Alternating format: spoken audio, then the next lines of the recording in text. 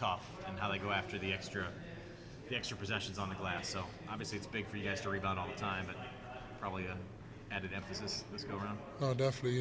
They definitely crush the boards. Better than a lot of teams in the country, especially in our conference. And some of the teams that we played, they out rebounded, a lot more than we did. So, that's gonna be it's definitely gonna come down to toughness tomorrow.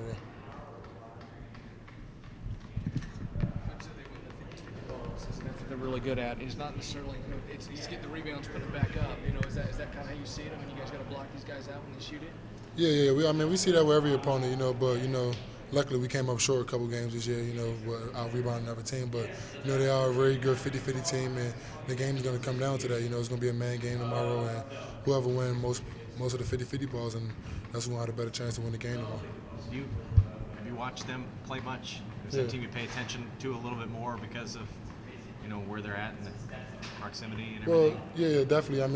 I watched their progress this year. They definitely became more noticeable on the national stage as a good team. But I actually went to a couple of their games at the Spencer that they had this year. So I definitely been watching them.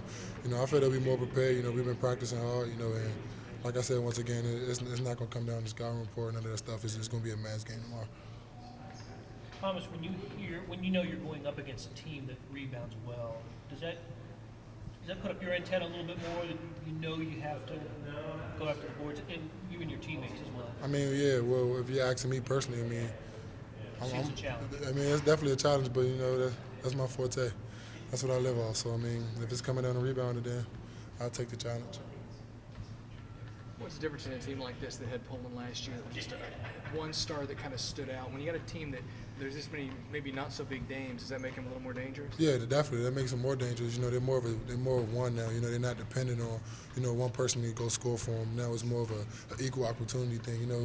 Kind of like we've been out here in the past years. But we have more good players. But what I'm saying is that they're definitely more dangerous than having just one person. It's easier to stop one player than 11.